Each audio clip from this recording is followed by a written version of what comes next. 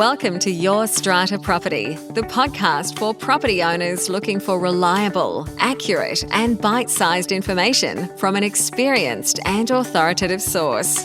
To access previous episodes and useful strata tips, go to www.yourstrataproperty.com.au. Hello and welcome to the podcast. I am your host, Amanda Farmer, and I am here to help you demystify the legal complexities of apartment living. Today, I want to talk about bylaw health. Whether you call them bylaws or rules, maybe, where you live, these are the legal instruments that govern our everyday experience of community living. They can tell us anything from whether we can hang washing on our balcony to how we get our renovation approved and whether we're allowed to keep a pet in our home. Now this year, 2020, we have seen quite a lot of buildings, communities, get into a bit of trouble because of what I call bad bylaws. Bylaws gone wrong. I want to talk a little bit about that today. And as I always like to do, let you know how you can avoid being in or being one of these buildings that makes a very expensive error simply because of bad bylaws.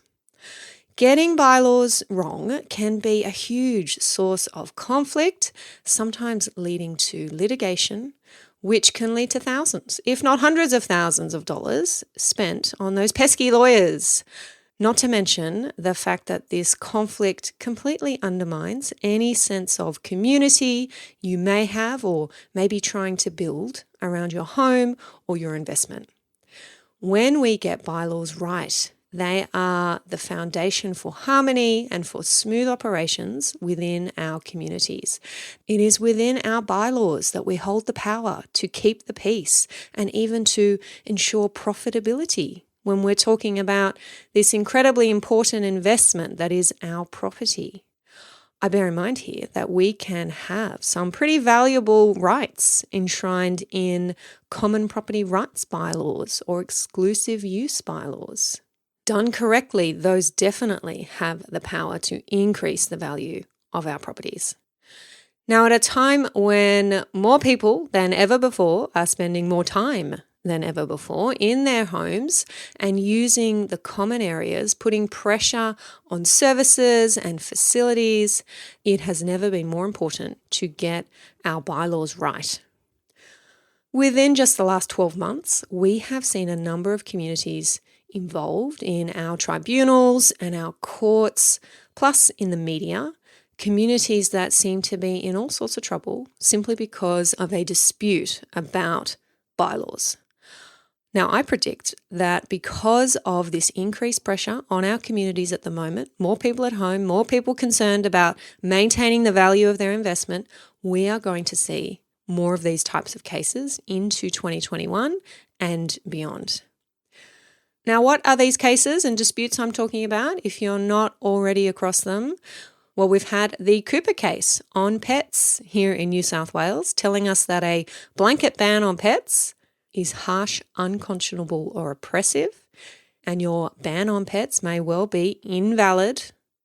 This case also raises questions about bylaws that ban smoking, for example. What about bylaws that ban hard flooring within lots? Bylaws that regulate clothing, the types of things we can wear in our gyms and our swimming pools, bylaws that deal with behaviour on common property. While that Cooper case was just about pets, it definitely sets some broad principles about bylaws that will impact these other areas, and I expect we're going to see this play out in 2021. We've also had from our New South Wales appeal panel a decision about common property rights bylaws. This is the case of Strata Plan 63731 and B&G Trading, a case that I have been involved in on the periphery as a consultant to one of the parties. This case has identified the confusion that we have inherent in our New South Wales legislation when we have bylaws that grant rights to use the common property as well as rights to do things on the common property, to improve or enhance the common property. That is a very interesting case that has seen lawyers recommending to buildings that they go back and review bylaws that fall into that category to make sure that they are doing the job that everybody thinks they are doing. We had a case this year called Byron Moon, which was about bylaws that make some lot owners responsible for particular expenses, but not others. This is common in a setting where you might have commercial lots and residential lots. How do we use bylaws effectively to make the commercial owners responsible for particular expenses and the residential owners free from those expenses? What about bylaws that may not be drafted as clearly as they could have been, and we have interpretation issues? This has come up in the cases of Veney as well as the case of Yoolee. When drafting is not clear, buildings and owners can find themselves involved in drawn-out litigation with associated exponential costs that could have been avoided if a bylaw was more clearly drafted and indeed actually said what the parties intended it to say. Now, the case of Veney was about a very valuable right to park on the common property, and Yoolee was about a development application. So these are good examples of where significant rights can lie within our bylaws, and owners will and should put particular effort and time into defending and retaining those rights. Now, very recently in New South Wales, not a case, but some new legislation that's about to start here next month in December 2020, a code of conduct for short-term letting. This has got a few buildings going back to their existing short-term letting bylaws, whether they prohibit short-term letting altogether or permit it with some conditions, and making sure that those bylaws are in line with the provisions set out in the code of conduct. It's so important to be aware and on top of these changes to our strata law, wherever you may be across the country, to make sure that your bylaws are reflective of those changes, incorporating them where appropriate, and really empowering you and your building to make your community a place you want to live in, invest in, and others want to live and invest in also. Now, when you're hearing me talk about these issues in a very summary form, you may have some alarm bells ringing here. Does your building have bylaws that deal with pets, one way or another? A ban, permitted with approval, particular conditions? Do you have a bylaw about smoking on the common property, smoking within lots? Do you want one? Do you deal with short-term letting? Do you have common property rights bylaws? Often these are the types of bylaws that are put in place by the developer when the strata plan is registered. Do you have bylaws dealing with renovation works? The recovery of expenses, perhaps? Has it crossed your mind to get some of these bylaws in place? What do they need to say, or even not say, to make sure that they're safe from challenge? Now, to help you work out if your bylaws are healthy and if they would pass if put to the test, I've created just that test for you. It's called the bylaw pressure test, and I'm going to let you know how you can access it and test your bylaws today. The bylaw pressure test contains a series of questions prepared by me, which, if you answer them honestly, will lead you to my diagnosis. After taking the test, I'm going to give you one of three results. Either your bylaws are in the healthy zone for now, and your focus should be on keeping them there, or your bylaws are under some pressure and could use a health check, or your bylaws are exposed to significant pressure and may be about to crack. You can take the test for free over at yourstrataproperty.com.au/test. I will put the link to the test in the show notes for this episode. I am really interested to hear your results from the test. I'd love for you to let me know what result you get. Feel free to post your result in a comment under this episode. Now, I do need to give this important disclaimer. Your result from the test is not legal advice. You guys know that, right? This is general guidance that's going to help you, I hope, make the decision to take action on your bylaws after this very eventful year. The test is a downloadable PDF. You can take it on your computer screen and it will autofill for you and add up your score, or you can print it out and do it manually. Now, regardless of your test result, whether you're in the healthy zone and you need to maintain that good bylaw health, or whether you're under significant pressure and need to take swift action, I am here to work with you on the next step. And I already have that step ready for you. I am running the Bylaw Boot Camp, and I would love for you to join me. The boot camp is happening online on a few different dates and times. I'm going to give you those shortly and let you know where you can go to secure your free spot in the boot camp. Those attending the Bylaw Boot Camp will discover the 4 hidden dangers lurking inside your bylaws.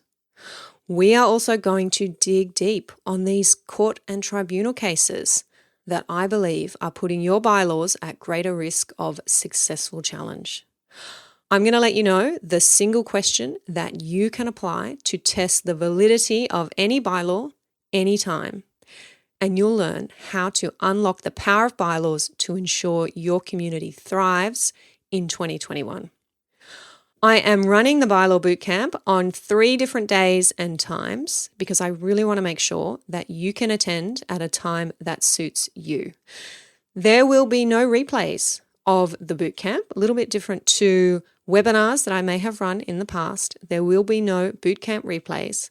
So listen up to make sure that you secure your spot on one of these dates and times. The bootcamp runs for 1 hour. And you can attend on Thursday, the 19th of November at midday. These times are all Australian Eastern Daylight Time. Or Friday, the 20th of November at 4 p.m. Or Sunday, the 22nd of November at 8 p.m.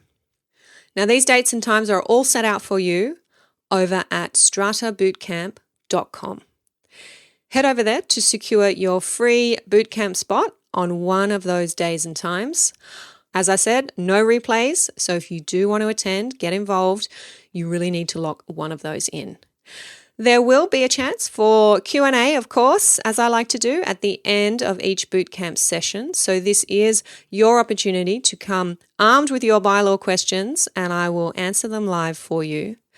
The bootcamp is for you if you're confused about pet bylaws and you want to know if pet bans are still legal. If you're worried about how to manage short-term letting in your building, and maybe you've heard that this has become a little more difficult after these recent cases. You want to regulate the impacts of smoking and you want to do that legally. You want to save hundreds of thousands of dollars in legal fees, avoid costly litigation. The bootcamp is for you if you are ready to take meaningful and effective action to improve your community. Head over to stratabootcamp.com. You'll see the 3 different dates and times there again for you to join me online. I really hope you can join on at least one of those occasions. I am sure I'll see some of you on all 3, which is awesome too. You are most welcome.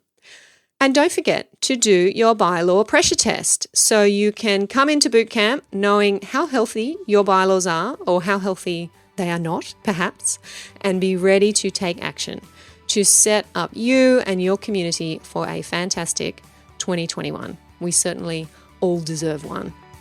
See you over at bootcamp, everyone. Thank you for listening to Your Strata Property, the podcast which consistently delivers to property owners reliable and accurate information about their strata property. You can access all the information below this episode via the show notes at www.yourstrataproperty.com.au. You can also ask questions in the comments section, which Amanda will answer in her upcoming episodes. How can Amanda help you today?